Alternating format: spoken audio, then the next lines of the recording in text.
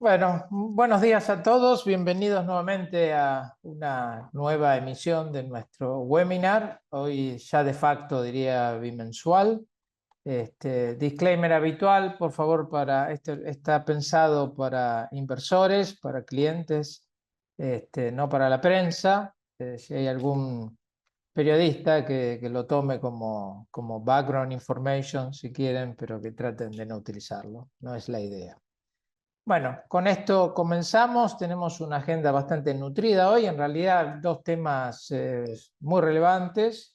Uno es que ayer la Fed bajó 50 puntos básicos su tasa de política y es una agresividad que necesita explicación. Yo todavía la estoy buscando, pero voy a hacer el intento. Y la otra es el presupuesto en la Argentina, que obviamente trata de ofrecer una hoja de ruta y que debemos analizar, ¿no? Eso será el centro de la discusión de hoy. Si quieren, comenzando por el mundo, a modo de grandes títulos en resumen, se puede abreviar que la perspectiva global eh, es una perspectiva de tasas bajando, ¿no? Y además de soft landing o de una economía que resiste bastante bien el desarme del apretón monetario de la Fed. En este contexto, a modo de resumen, de vuelta ahora vamos a analizarlo, yo diría que los bonos lucen tener un mejor balance de retorno-riesgo para la inversión, pero también va a haber oportunidades para los más amantes de riesgo y alto retorno, ¿no? Porque una economía que no entra en recesión obviamente va a seguir ofreciendo retornos en las áreas de riesgo. Muy bien. Vamos ahora a tratar de darle cuerpo a esta breve introducción. Tema inflacionario es lo más importante. Ustedes ven que la tendencia sigue siendo con una inflación a la baja en los países centrales. Eh, si piensan hoy, aunque los índices generales todavía están arriba del 3%, el indicador por excelencia que mira la Fed americana, que es el Core PCE, ese en el último mes dio 2,6 y sigue bajando, ya en línea a la convergencia del 2% que es el target, ¿no? Y cuando vemos la distinta distribución o composición de los precios, lo que vemos es que los servicios siguen explicando gran parte del nivel de precio actual, esto es sobre el core, eh, y, y ese componente de servicios sigue reduciéndose muy lentamente, pero sigue convergiendo al nivel de largo plazo, con lo que eso muestra claramente el gran éxito en términos de estabilización que se ha logrado y de alguna manera refuerza la confianza de la Fed.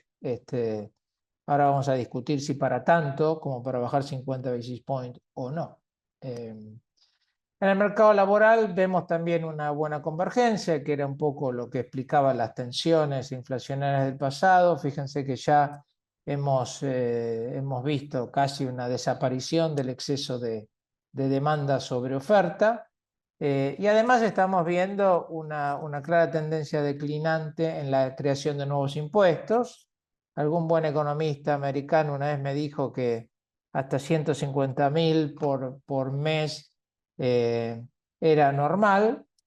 Cuando empezamos a ver un crecimiento por debajo de esos niveles, estamos empezando a olfatear los riesgos de recesión y por eso creo que la Fed está mirando muy de cerca esto y tal vez explique lo que ha decidido ayer.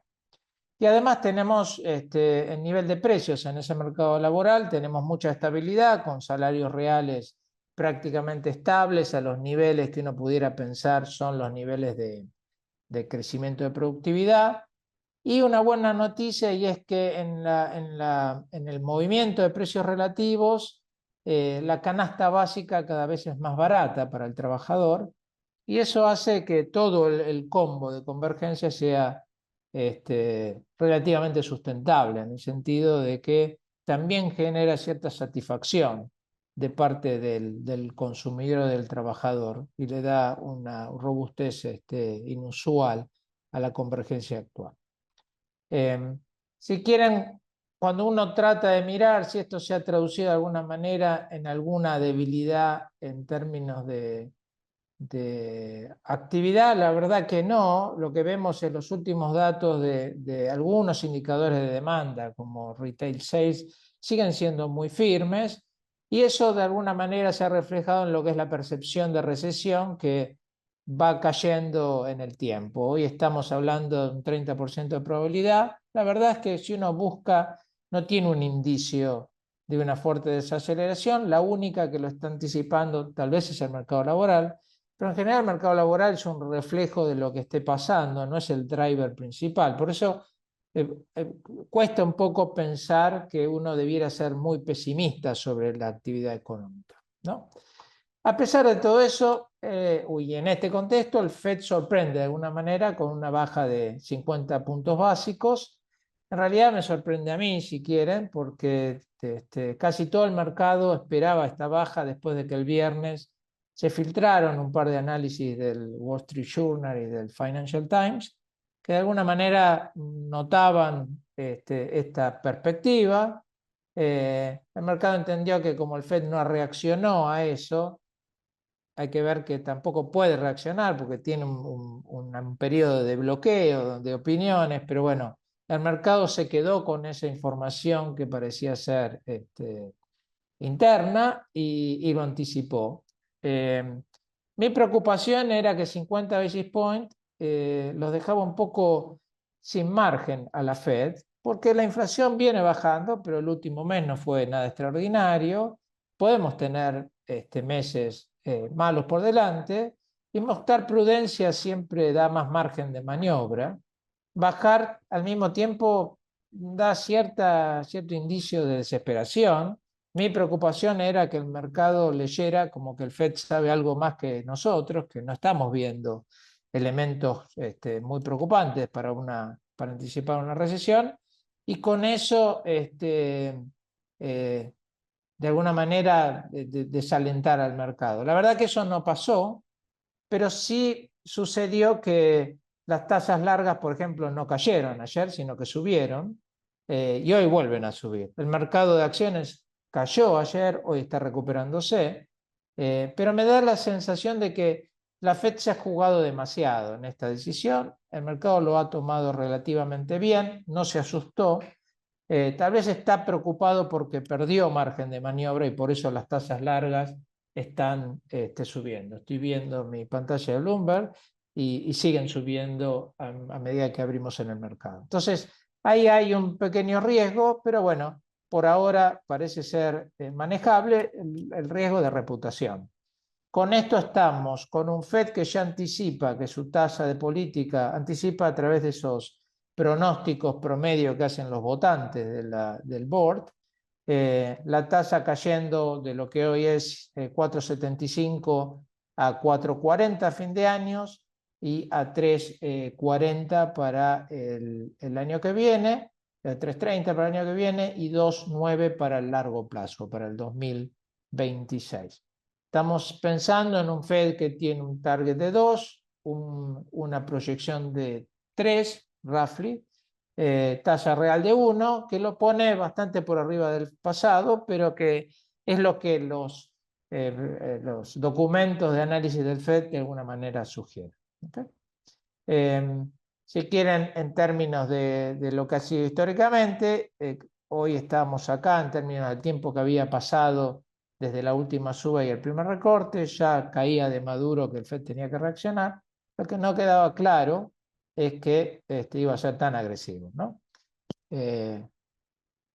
Muy bien, si pasamos ahora a la gran pregunta, que es ¿qué pasa con las tasas largas? De vuelta, yo les decía, la reacción ayer fue inusual. El Fed confirmó que va a bajar tasas rápido y sin embargo las tasas largas subieron y hoy vuelven a subir. Ahí la pregunta, o un poco la sensación que uno tiene es que hay espacio para una caída mayor en tasas largas, por ahí no sustancial, pero sí hay espacios para una caída. Cuando miramos en el corto plazo, obviamente tenemos tasas reales muy altas hoy comparado al pasado. Cuando vamos a una perspectiva histórica de largo plazo, lo que vemos es niveles de tasas reales hoy como previo a la gran crisis financiera. La verdad es que no hay que olvidar que tenemos detrás de esto todas las tendencias que alguna vez discutimos de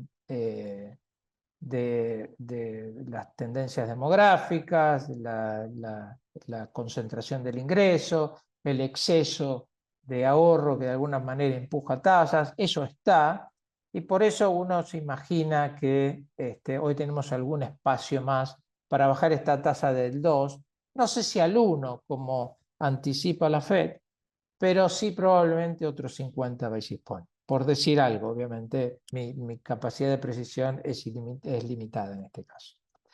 Bien, eso es en una situación normal. Cuando miramos algunos de los riesgos que no hay que olvidar, existen y son amplios. Obviamente la situación de geopolítica tiende a preocupar cada vez más. La situación en Medio Oriente parece no tener ningún tipo de resolución, sino todo lo contrario, está para escalar.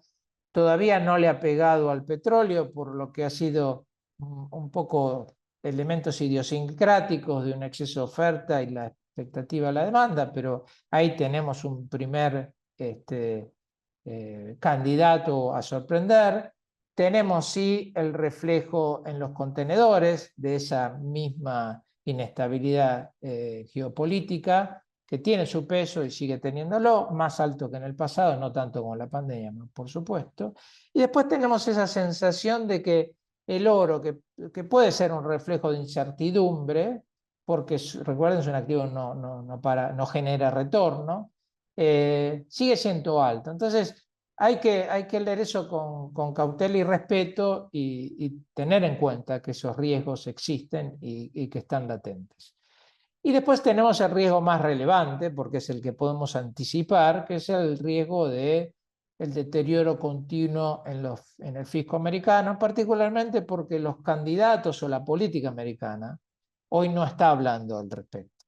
Esto lo hemos discutido varias veces, tenemos esa proyección de deuda que sigue creciendo, tenemos esos estudios que dicen que eso ha impactado sobre la tasa, es decir, tenemos un montón de tendencias de largo plazo que empujan la tasa hacia abajo, pero tenemos un montón tenemos el elemento fiscal que antes era neutral o negativo y que de repente exige un aumento de tasas de entre 100 y 200 basis points, dependiendo de qué punto de inicio lo están pensando.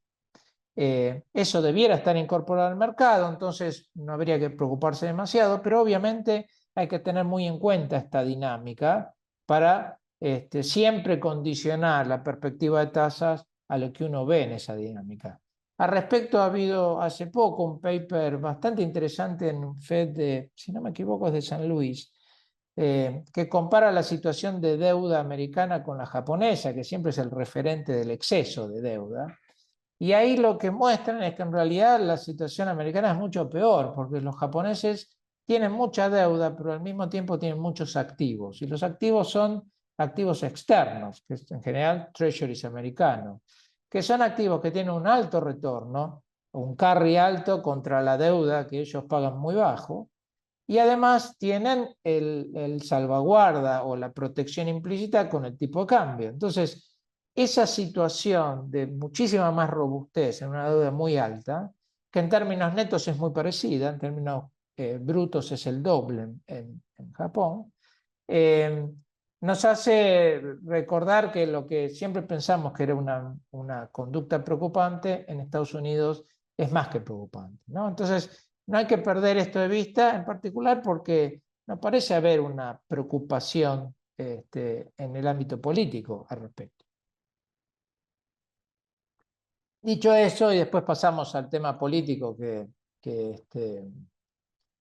obviamente se empieza a ser importante. Dicho esto, vemos lo que pasó con los mercados.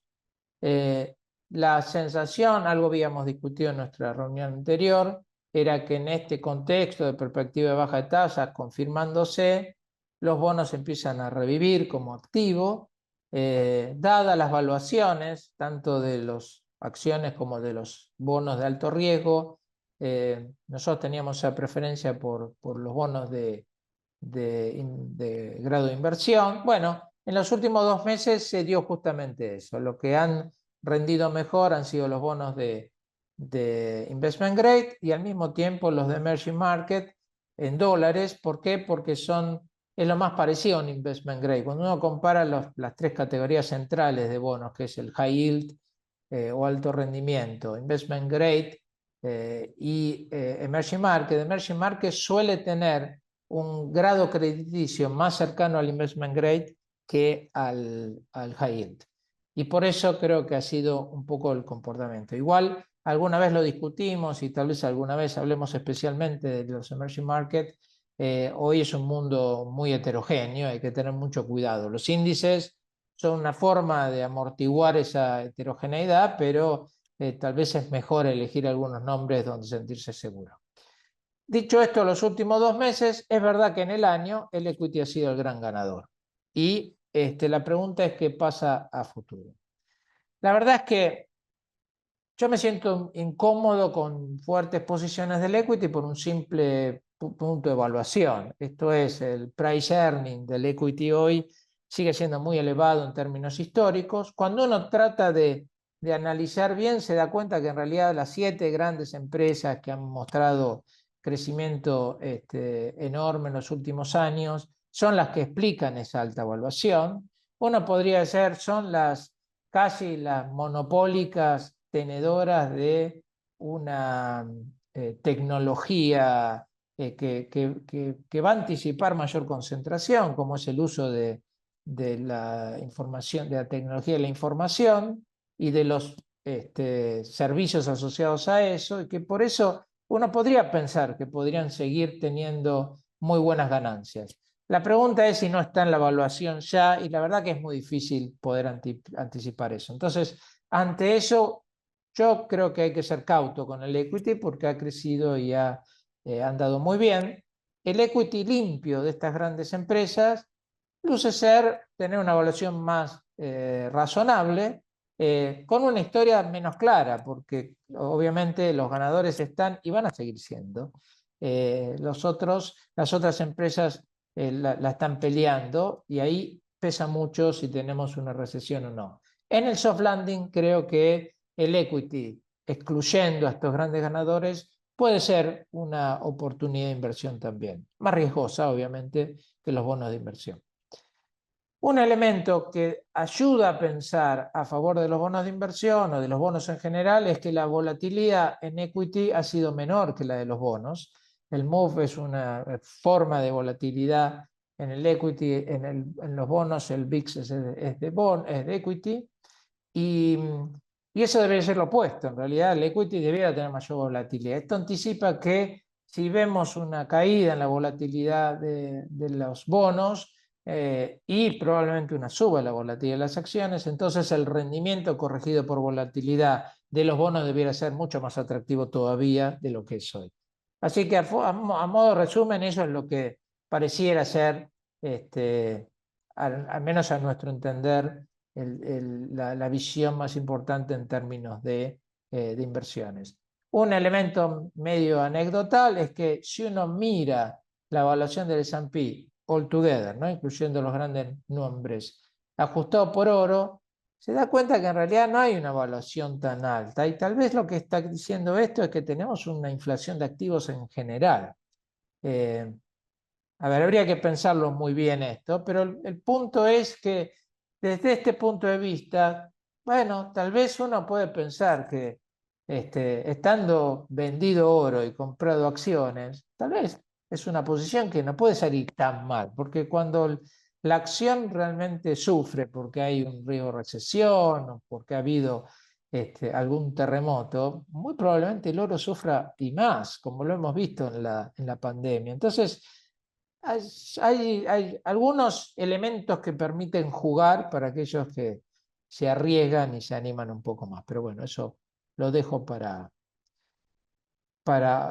ustedes. Muy bien, en términos de grandes oportunidades, de vuelta, evaluaciones muy caras las acciones, muy caro todo, pero cuando uno mira en términos relativos, la parte de investment grade hoy tiene un spread que obviamente es mucho más chico que el histórico. Acuérdense que las tasas hoy están muy altas, pero que compara muy bien con el spread que tienen el high yield, que tiene más riesgo. La vez pasada mostramos lo que era el calendario de vencimientos mucho más concentrado en el high yield, los nombres que son menos robustos. Por eso nuestra impresión es que estos niveles de tasa alta todavía, aunque bajando rápido, es el momento para estar en investment grade. Obviamente, está el que le gusta la acción y ese tendría que ir a otro tipo de activo, pero para el conservador que quiere tener su rendimiento sin mucho riesgo, nosotros consideramos que el investment grade sigue siendo la gran oportunidad. Bueno, antes de pasar al tema político, le quería comentar, nosotros es lo que estamos haciendo, así que de alguna manera esta conversación muestra nuestro accionar en términos de los bonos de los fondos que manejamos offshore, donde tanto el de liquidez como el de fixed income o el balanceado tratan de concentrarse en el buen fixed income y tratan de concentrarse en acciones que tienen algún componente de protección por opciones. Entonces, me parece que esa cautela que tenemos, es la cautela que creo que habría que promocionar mirando a este futuro que nos enfrentamos. Bien, con esto muy breve en el tema político en Estados Unidos. No tanto porque es importante económicamente, porque la verdad ninguno de los dos candidatos hoy muestra una agenda económica muy atractiva. Harris probablemente sube impuestos para gastar más. Trump baja impuestos y no se sabe para además qué otra cosa, con tal vez un riesgo institucional en Trump mayor, porque habla de proteccionismo, habla de cierta intervención en el Fed, pero al mismo tiempo el mercado cuando le bajan impuestos lo recibe muy bien y por eso en el mundo accionario, en el mundo de activos, no quedan claro cuál va a ser el impacto de la elección. En el mundo fiscal no creo que cambie demasiado la preocupante tendencia que hemos discutido. En términos de números, los demócratas han mejorado con el nombramiento de Harris en lugar de Biden. Y en términos de esto es encuesta, esto es apuestas, vemos una mejora fuerte en lo que ha sido en los últimos meses. Lo que no hay que olvidar es que por la forma en que es la votación en Estados Unidos y por la representación de cada uno de estos partidos, no, se necesitan más votos que la mayoría para ganar. Pregúntenle al Gore o Hillary Clinton, que ganaron el voto mayoritario, pero perdieron las elecciones, por lo que es el colegio electoral. Hoy, por ejemplo, con este espacio que tiene Harris, en realidad Trump tiene más asientos en el Consejo Electoral, y eso es lo que tiene que revertir Harris, pero sí estamos viendo en la dinámica los grandes estados que van a definir la elección, porque el resto, mal que mal, siguen siendo dominados por los partidos tradicionales, son estados que están cambiando hacia la atracción del candidato demócrata.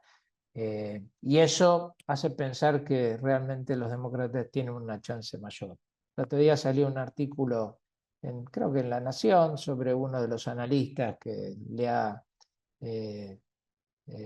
que no ha errado en la anticipación y dice que para él los demócratas son fáciles ganadores esta elección. Veremos.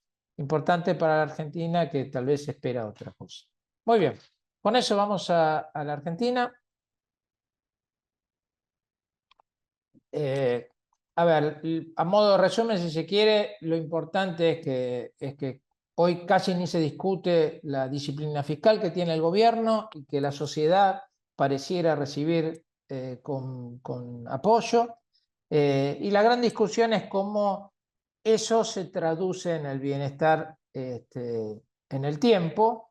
Creo que el presupuesto nos dio alguna señal de lo que el gobierno pretende, y me parece que lo más interesante es discutir eso. Obviamente, si uno quiere decir, quiere resumir, yo diría la apuesta hoy pareciera ser llegar a las elecciones de octubre con las credenciales fiscales confirmadas y una baja sostenida de la inflación. Y el resto dado. Esto quiere decir, el cepo está. ¿Por qué? Porque yo voy a mostrarle los números de que todavía hay un gran riesgo en términos de exceso de pesos y que se necesita un mayor caudal político para facilitar el proceso de reformas que fortalezca la situación del gobierno para abrir el cepo, ayudado por la inflación que ya ha convergido y que evita un mayor atraso cambiario. Entonces, esa es la apuesta. Obviamente hay un problema con esa apuesta, y es que probablemente falten dólares en los próximos meses,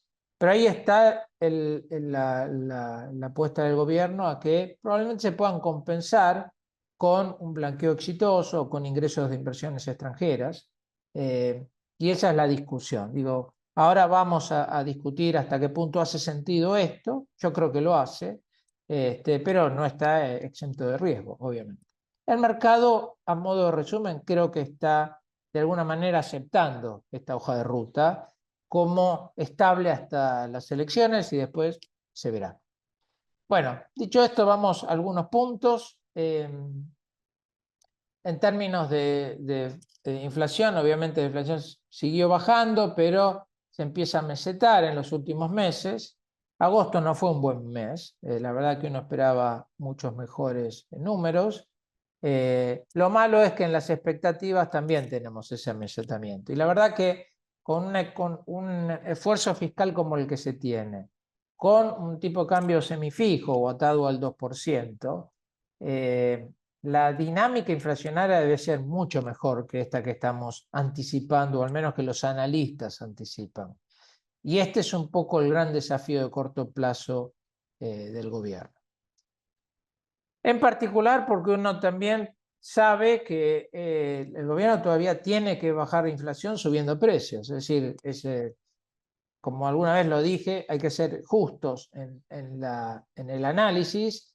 Todo esto es porque recibió el gobierno una situación realmente muy mala, con grandes desequilibrios, y con un desequilibrio fiscal que en gran parte está explicado por tarifas que se tienen que acomodar y que son altamente inflacionarias. Entonces, esa idea de estabilizar mientras ajusto el fisco con tarifas es una tarea bastante difícil de concretar sin algunos riesgos, ¿no? Y eso está por delante, es decir, el gobierno, si uno quiere como índice, tenemos una recuperación bastante fuerte de lo que era el costo de cobertura de las tarifas, pero todavía faltará un 20-30%. Lo mismo para algunos casos específicos como las tarifas eléctricas, estas con datos del Banco Central oficiales. Así que estamos ante un proceso de regularización, pero que requiere algo más. Es más, en el presupuesto hay un reconocimiento que parte del ingreso adicional es una baja continua de los subsidios tarifarios. Así que lamentablemente esto agrega a la complejidad, pero es la complejidad heredada. Cuando vamos a la parte fiscal, alguna vez yo les había mostrado este gráfico de la izquierda, donde lo preocupante era que la caída del gasto cada vez era menos caída, y la caída de los ingresos era cada vez más alta. Bueno, eso se revierte en mayo, a partir de mayo, y vemos que el gobierno ha sido capaz de mantener su disciplina fiscal. Y lo importante es que creo que ha logrado un convencimiento pleno de que esto va a ser así. No vamos a discutir tanto el presupuesto, pero si quieren acá la visión de algunos analistas, esto es Marina del Poyeto, que ve que en el 2025 vamos a un déficit cero de vuelta, Y sobre esto creo que hay cierto consenso. Si uno mira lo que opinan muchos economistas y analistas de mercado, todos están dados por sentado que este no es un tema. Podemos hacer un análisis de cómo se llega en el presupuesto. La verdad no quisiera perder tiempo ahí porque me da la impresión de que no es un tema de discusión. El tema de discusión en el presupuesto son probablemente los supuestos macro. Y es acá donde sí uno ve que ha habido, bueno, uno podría decir un crecimiento de 5% del año que viene, parece exagerado. La verdad que hasta ahora la economía ha venido bastante bien, en parte porque yo creo que me incluyo, hemos subestimado el impacto de reducir el impuesto inflacionario, es decir, el ajuste fiscal es de 5 puntos, pero a la gente le están devolviendo ingresos que antes le quitaban. Y eso en particular para los sectores más desprotegidos que consumen absolutamente todo el ingreso, y eso ha mantenido la actividad bastante bien. Que crezca el 5 el año que viene tal vez parece un poco exagerado, pero que va a haber un crecimiento es muy probable. La pregunta grande es qué pasa con la inflación, donde en el presupuesto hay un optimismo muy importante, una baja muy pronunciada en el que viene, en realidad que empieza ya hacia desde septiembre. Septiembre es un mes clave, no tenemos al impuesto al país sobre importaciones, tenemos algunos impuestos intermedios que se han eliminado. Tenemos un accionar muy importante de la Secretaría de Comercio liberando importaciones o el proceso.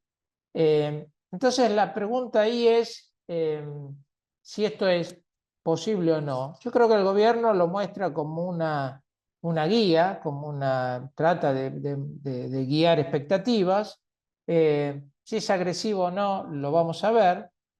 Y creo que también apunta a insinuar que no hay cambios macro adicionales. Fíjense que en términos de tipo de cambio, lo que vemos es que sigue el 2% hasta que la inflación es menos del 2% y de ahí se acomoda el crawling con la tasa de inflación. Quiere decir que sigue el control del tipo de cambio, a mi entender, y correctamente, sigue el cepo hasta el año que viene, y la apuesta es consolidar apoyo político, bajando la inflación y manteniendo el ajuste fiscal.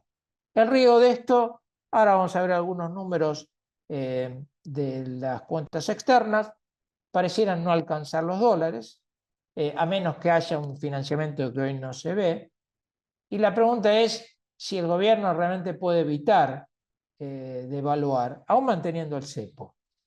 Y sinceramente no lo sé. Mi impresión es que sí puede. Y mi impresión además es que tiene argumentos para insistir en este camino.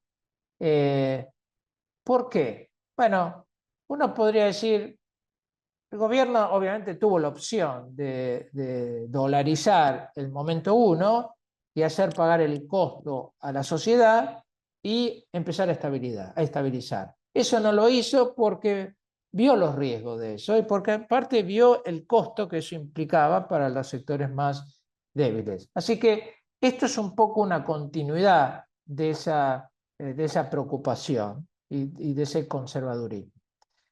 Y tiene algunos elementos para basarse. Uno es que dice, los salarios en dólares están muy bajos, ¿para qué bajarlos más? La protección a los vulnerables es bajando la inflación, no devaluando y eventualmente acelerando un poco la inflación. Nos faltan dólares, pero al Estado, los privados tienen más dólares que nadie y tienen capacidad de gastarlos.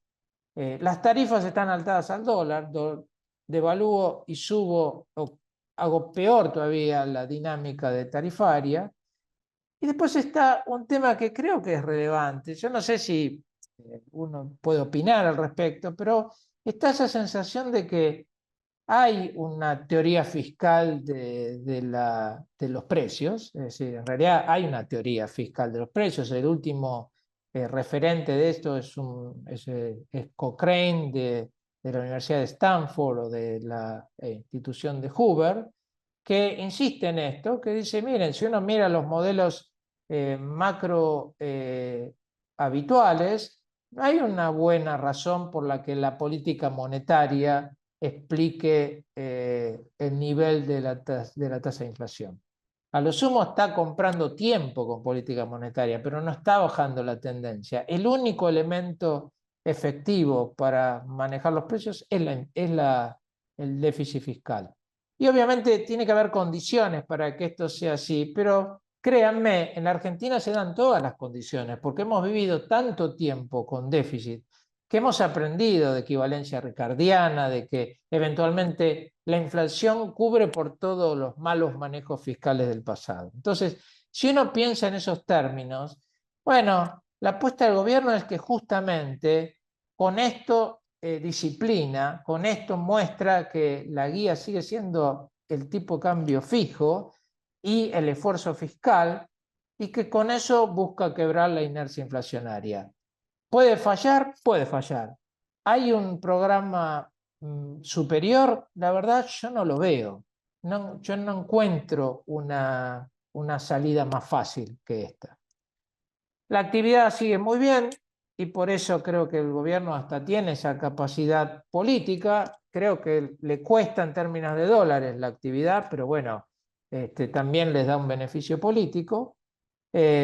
Probablemente con este programa monetario y cambiario falten dólares el año pasado, el año próximo. Aquí hay una estimación de Macroview que dice que a comparación de este año, que nos sobraron 13.000 millones de dólares, tal vez nos falten 2.000 y encima hay que pagar las deudas. Entonces, hay un problema ahí, pero es verdad que también se han venido resolviendo problemas, como por ejemplo, hoy la deuda importadora ya se ha normalizado y es solo una cuestión de manejar los flujos. Entonces, la gran pregunta es si ante el esfuerzo del gobierno y con suerte el quiebre paulatino de la inercia, no empieza a haber un poco más de confianza y surge el financiamiento que se necesita para el año próximo. Con esto voy a un tema que es muy discutible, que es el tema de, ya se me estoy acabando el tiempo, pero voy a tratar de ser rápido, que es el tema del cepo y del exceso de peso. Y acá estoy buscando siempre formas más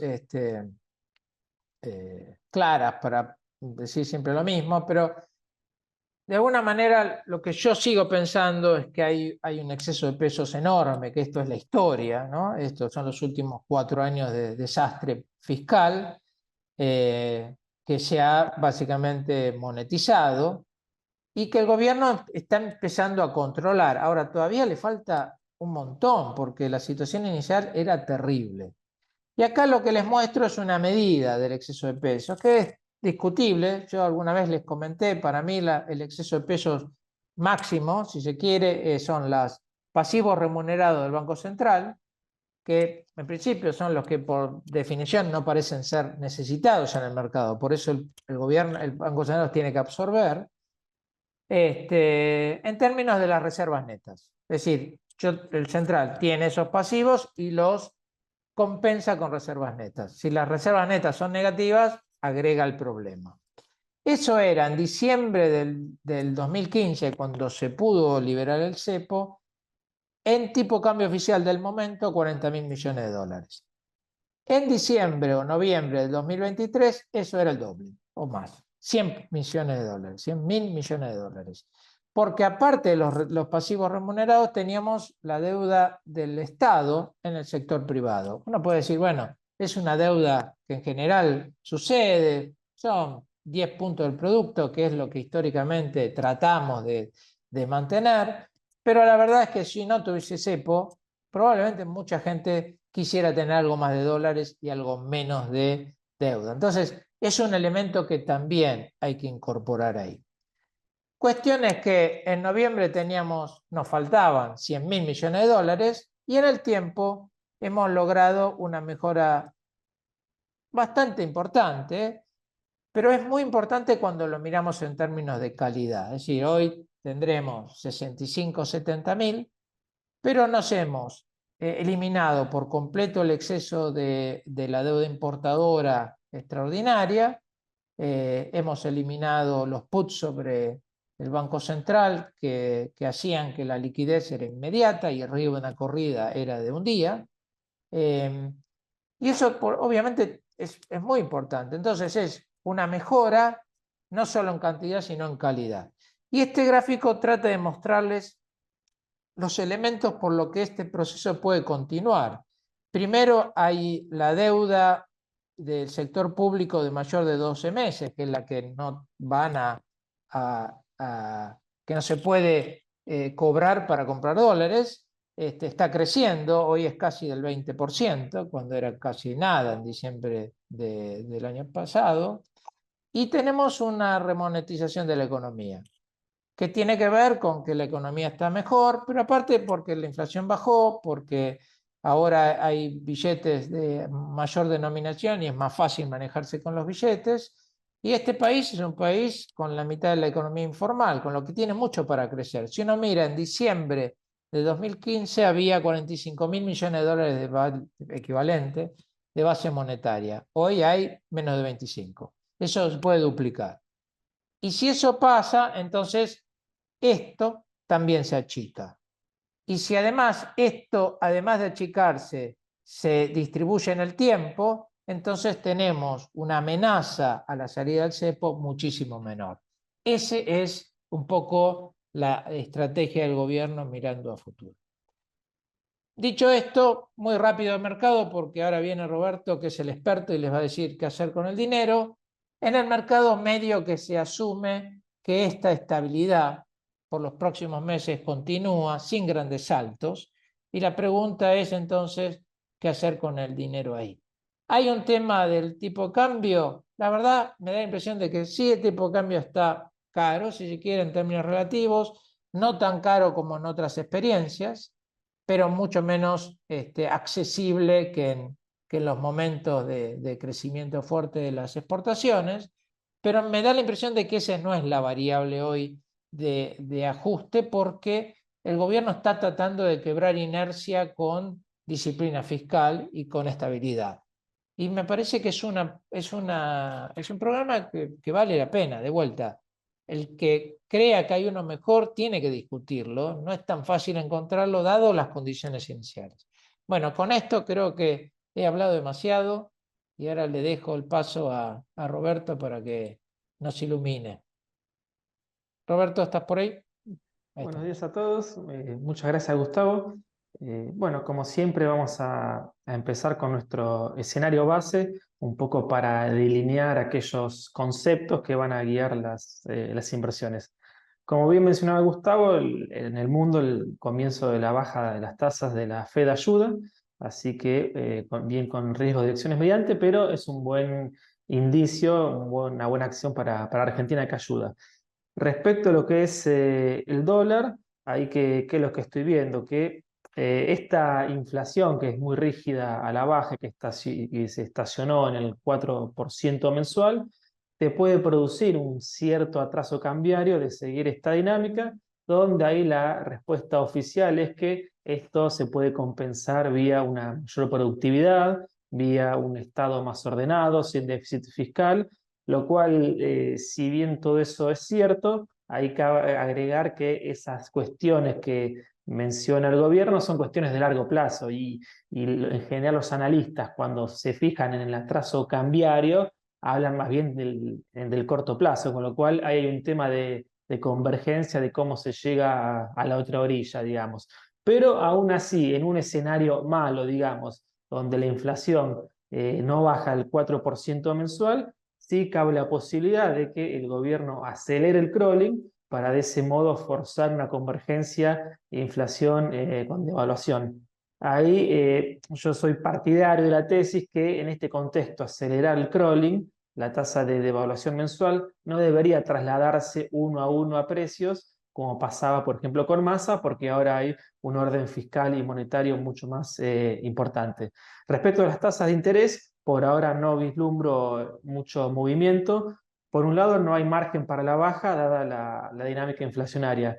Y por otro lado, para la suba tampoco hay mucho margen para subir, porque eso encarecería el costo de roleo del Tesoro y principalmente las LEFI, esas letras que fueron, digamos, pasadas digamos, se pasó los pasivos remunerados del central que se pasaron al Tesoro, ¿no?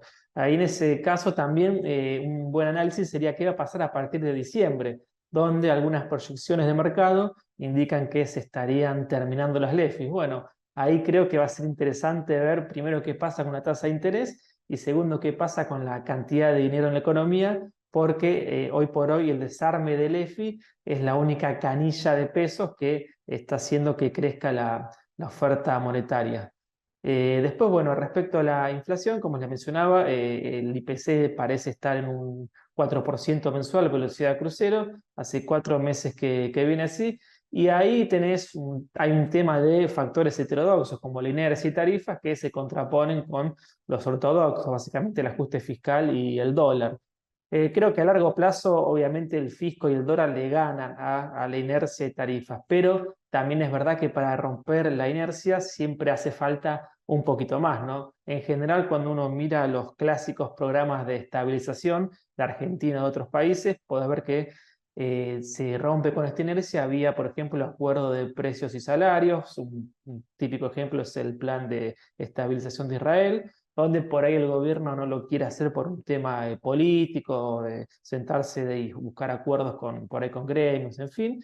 Después también otra alternativa para quebrar la inercia es un shock, el clásico ejemplo de la convertibilidad, que en este caso el gobierno ha elegido un camino más gradual para solucionar el tema de la inflación. Y después una tercera vía es la recesión para quebrar la inercia, donde por lo que se está vislumbrando, al pasar lo peor de la recesión, la mejora en la actividad va en contra de desinflar la economía. Respecto al cepo, como bien mencionaba Gustavo, con esta dinámica de reservas y tipo de cambio, no se vislumbra una salida del cepo, al menos para los próximos meses. Y respecto a la actividad, como les mencionaba, eso ayuda a la recaudación, pero no a la inflación y a las reservas. A las reservas básicamente por la demanda de importaciones y en general cuando aumenta el gasto agregado de la economía, se tiene un déficit de ceteris paribus, un déficit de cuenta corriente, ¿no?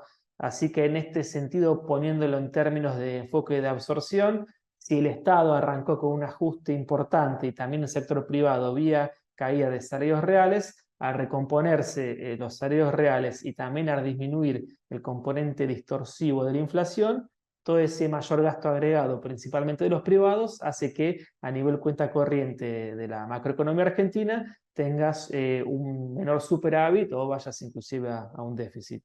Pasando a la próxima slide, arrancamos con nuestros clásicos segmentos, la parte de los bonos SER. Ahí, respecto a nuestro último webinar, pueden ver ahí abajo a la derecha que hubo una ampliación de spread, con lo cual este segmento representa una buena opción de inversión para aquellas carteras que tengan un benchmark o un objetivo de cubrir la inflación. Presentan incluso los papeles cortos un spread positivo, con lo cual eso te asegura ganar la inflación, tener un alto carry mensual y en caso que haya una sorpresa inflacionaria, capturas el upside, ¿no? Solo los riesgos de acá deberían ser el tema del día a día del mercado, si los fondos de inversión están rescatados, si hay una ola vendedora. Eso debería ser la única preocupación, porque lo que es la convergencia a tasas reales positivas o una suba agresiva de tasa del central, por ahora no se ve eso por lo que le mencionaba al principio, el slide anterior. Y también la convergencia de la curva ceras paridades de los bonos hard dollar tampoco se ve, porque eso implicaría una salida del cepo y eliminar todos los controles de capitales que por ahora no se ve. Así que en resumen, para este segmento es ideal para un horizonte corto o mediano de inversión que busque ganarle a la inflación, y hay mejores oportunidades que hace algunas semanas atrás, en nuestro webinar anterior, dado los mejores spreads que presenta este segmento. Después, en el próximo slide, ahí pasamos a los bonos Dollar Link, al universo Dollar Link que sigue el tipo de cambio mayorista. Ahí, a diferencia de nuestro último webinar, lo que pudimos ver en el del dólar link es que hubo una ampliación de spread, es decir, que se dio mucho más fuerte la baja de precios de este segmento, porque básicamente a medida que no hay un horizonte de salida del cepo y sigue este crawling del 2% mensual versus una inflación estacional en 4%, este segmento pierde atractivo. Pero no obstante lo anterior, vale decir, siempre la cobertura vale, y para aquellos agentes económicos que quieran cubrirse, por ejemplo un importador, estos activos los podemos recomendar, pero solo en ese caso. Distinta es la situación ahora de lo que era en diciembre del año pasado, donde sí había una crónica de una devaluación anunciada, dado el contexto monetario y fiscal que había, elecciones mediante, etcétera. Ahora solo recomendaría este segmento para aquellos que realmente busquen cobertura genuina versus el tipo de cambio. Después, en la próxima slide pueden ver la parte de las LECAPs, es decir, la parte de tasa fija.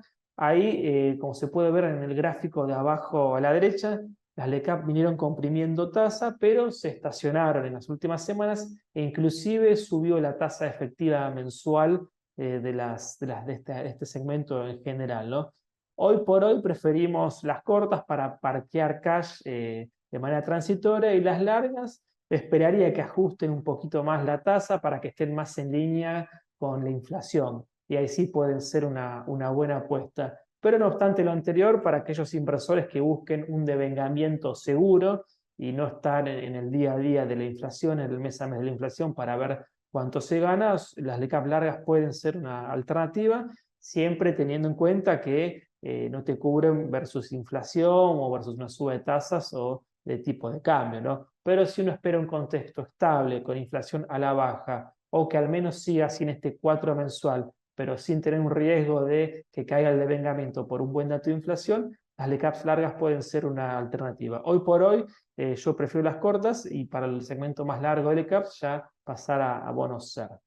Pasando a la próxima slide, tenemos a los soberanos hard dollar.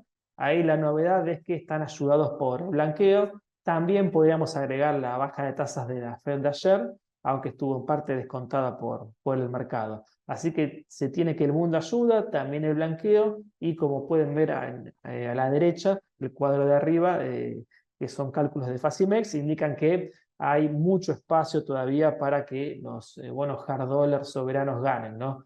Por poner un ejemplo, si se compara con Angola, por decir un país que, digamos, que no es de los más ordenados, si se quiere, de primer mundo, hay suba más del 20% en todos los casos, y en los bonos largos un poquito más inclusive. Así que este es un segmento que, en caso de que uno sea positivo, nada le gana a un bono hard dollar, y es una alternativa de inversión para los optimistas, siempre teniendo en cuenta que hay riesgo electoral el año que viene, y también la dinámica de tipo de cambio y de reservas no hace que se produzca una baja sustancial de riesgo país, porque hasta que el mercado no vea resueltas estas dos cuestiones, vas a seguir con un riesgo país que no va a perforar, por ejemplo, los 1000 puntos, por poner un número. Vamos a estar siempre en estos 1400, 1500, por ahí un piso de 1200. Así que en este segmento la estrategia es mantener la posición y estirar duration si se quiere, para tener un poco de protección en caso de un mal escenario. Por ahí vas a tener menos upside en lo bueno, pero se puede tener un poco de protección. En cuanto a Bopreales, el Serie 2 ya rindiendo abajo del 1% parece caro, así que seguimos manteniendo la recomendación del Serie 1 porque tiene el put fiscal y es dentro de todo un rendimiento lógico. Ya para los demás Bopreales creo que un Bonar presenta una mejor alternativa porque otorga mayor rendimiento en un escenario positivo, y en un mal escenario donde falten dólares, donde al gobierno le vaya mal políticamente, a fin del día, si no hay dólares, no hay dólares tanto para el Banco Central o para el Tesoro, ¿no? El central suele ser mejor deudor en pesos. En dólares, si no hay dólares, no hay dólares para nadie. Ya para ir terminando, lo que es el contado con liquidación, ahí la novedad de nuestro último webinar es que la brecha bajó del 50 al 30%.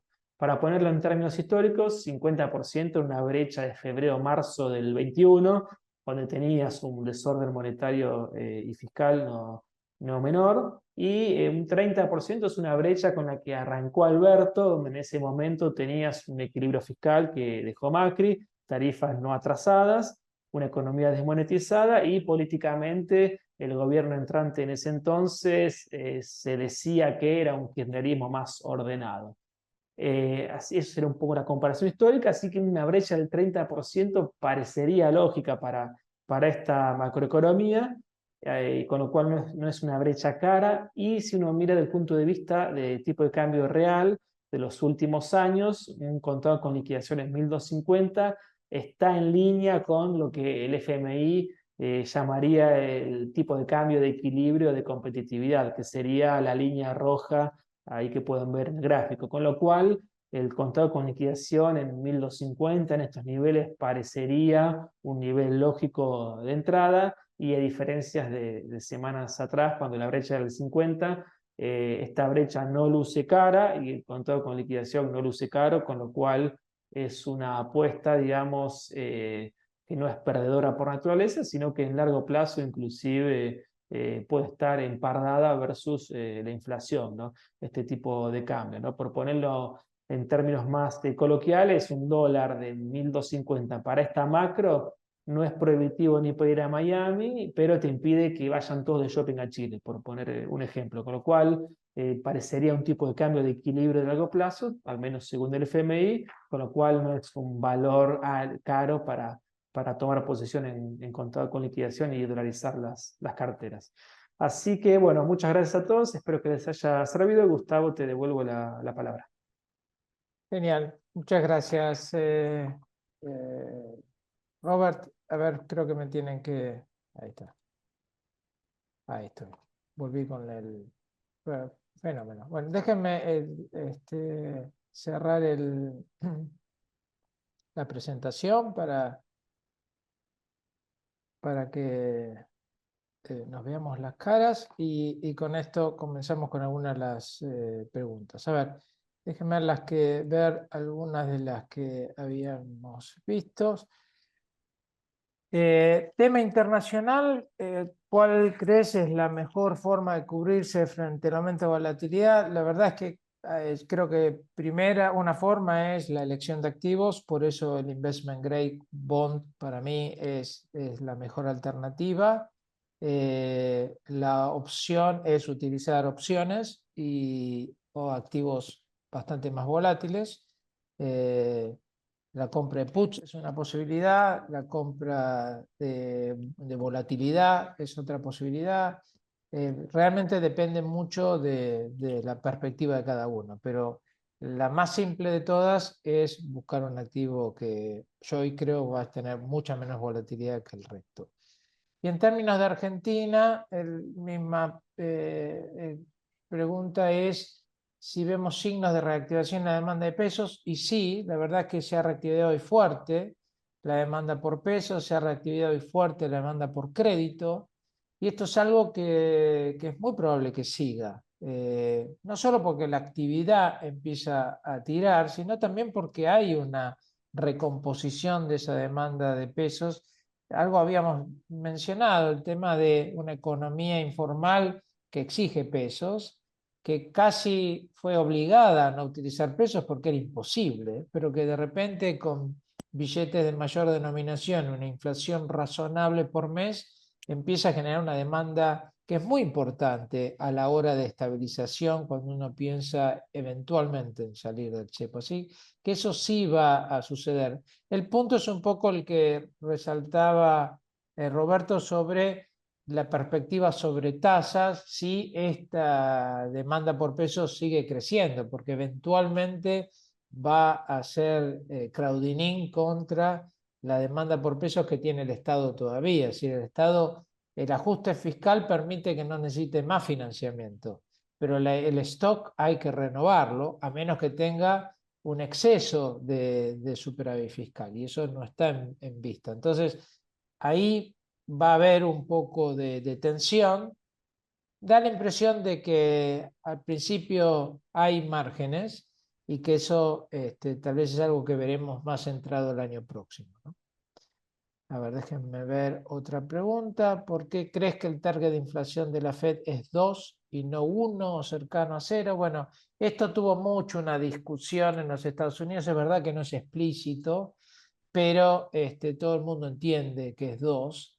Y ha habido, en teoría se entiende que, de que en realidad la inflación, un poco de inflación no es mala, ayuda mucho a aceitar a la economía. Y por eso el 2 es una especie de compromiso entre la estabilidad y algo de esa inflación. A mediano plazo no es más conveniente invertir en high yield americano con una duración corta. Esa es una opción. Siempre el high yield tiene una exposición mayor al riesgo. Si hay un riesgo de recesión, lo van a notar inmediatamente ahí. Si uno compra la idea de que el soft landing obviamente tiene esa opción. Ahí la cuestión es el balance riesgo-beneficio que cada uno quiere tener, ¿no? Y que depende un poco de las preferencias, pero obviamente en general los bonos van a revivir en los próximos 12 meses porque es el natural beneficiario de la baja de tasas. ¿Cómo ven la tendencia de la tasa de referencia monetaria en el BCRA? Bueno, algo hablamos con Robert, si quieren hago mi primera insinuación, es que yo creo que el Banco Central va a ir bajando tasa de referencia a medida que tiene logros inflacionarios. No veo a este Banco Central utilizando política monetaria para estabilizar. Creo que hasta cierto punto tiene una razón y es porque todavía hay muchos pesos. Aunque no sean del central, sigue habiendo pesos y alguien paga por esos pesos, si es el fisco o es el central. Entonces van a ser bastante prudentes con el tema monetario. Por eso sí me imagino que las tasas van a bajar al compás de la baja de la inflación. Y un tema más, si quieren, después le paso a Roberto para que dé su opinión. ¿Cómo ven la posibilidad de eliminar el blend para mejorar el saldo cambiario? Es una posibilidad. Yo sinceramente creo que el gobierno no va a querer hacer cambios para mantener un poco la disciplina y las reglas. Eh, la gente no necesariamente entiende bien lo que puede ser la eliminación del blend y, y obviamente eso empeora la situación de los exportadores, con lo que no necesariamente mejora el balance de comercio, puede mejorar obviamente el cambiario. También creo que el gobierno ha encontrado una fórmula mágica por tener poder de intervención en el mercado paralelo para controlar el spread con este blend y me da la impresión de que eso lo valora mucho. Entonces, no, la verdad no veo una eliminación del blend, pero todo es posible. Roberto, no sé si querés sumarte a alguno de los temas? Sí, respecto bueno, a las últimas dos preguntas, la tendencia de la tasa de política monetaria del central, sí concuerdo ahí con lo mencionado, de que a medida que haya logros inflacionarios va a haber espacio para bajar tasas. Y después también agregaría que en general para el gobierno la tasa de interés siempre ha sido un residuo y no el principal instrumento para bajar inflación, ¿no? Tiene cierta lógica por las características económicas de Argentina, que tiene un sistema financiero de baja penetración, no tiene un mercado de capitales tan desarrollados, por ejemplo, como Estados Unidos, por citar un par de ejemplos, aunque sí tiene la tasa de interés efectos sobre la brecha cambiaria, aunque dado la normalización del comercio exterior y de los activos importadores, eso hace que disminuya el pass-through desde la brecha cambiaria hacia precios, con lo cual esto creo que refuerza un poco más el view del central y de economía en general, que la tasa de interés no es el principal driver hoy por hoy en Argentina para combatir la inflación. Y respecto a la última pregunta del blend, ahí bueno, por ahí hubiera sido la oportunidad de sacar el blend ahora cuando se bajó el impuesto país, ¿no? O sea, si se bajaba el impuesto país compensando con un tipo de cambio mayor, el dólar importador hubiera quedado más o menos similar, y si eso permitía sacar el blend, porque también bajaba el blend, pero al subir el tipo de cambio, también el dólar exportador quedaba más o menos igual. El gobierno por ahí eligió desinflar digamos, la economía y que haya una cierta desinflación, o al menos menor inflación, al bajar el precio de los importadores. Con lo cual ahí la duda es cómo va a ser el gobierno el año que viene, si es que realmente necesita dólares con el tema del blend, porque también intervenir la brecha cambiaria ya lo está haciendo, con lo cual parecería que hay una Claro. sobreintervención, ¿no? Con el blend más el central vendiendo dólares. Pero bueno, son cuestiones que se irán dilucidando con el correr de los meses. Exactamente. Creo que eso muestra un poco el entendimiento del gobierno de que la clave ahora es quebrar la inercia inflacionaria. Y entonces todo está puesto en virtud de ese objetivo de corto plazo, ¿no? Y por eso no hay riesgos, aunque era una opción que hoy no parece ser la elegida. Bueno, última, y los liberamos, la finalización de las LEFI que mencionaron, posible a fin de año. ¿Cómo que se reemplazarían o cambiaría el destino del exceso de pesos en los bancos? No, simplemente las LEFIs están ahí mientras los bancos necesiten parquear pesos que no utilizan. Con el crecimiento del crédito, esas LEFIs se irán devolviendo y los bancos prestarán el contenido. La verdadera pregunta es qué pasa cuando el crecimiento de la demanda por pesos excede al stock del EFI, cosa que no va a ser inmediato, pero que eventualmente va a suceder, y es un poco lo discutimos en las respuestas anteriores. Bueno, sin más, muchísimas gracias a todos y bueno, nos veremos en un par de meses. Adiós Chao. y suerte. Chao, hasta la próxima.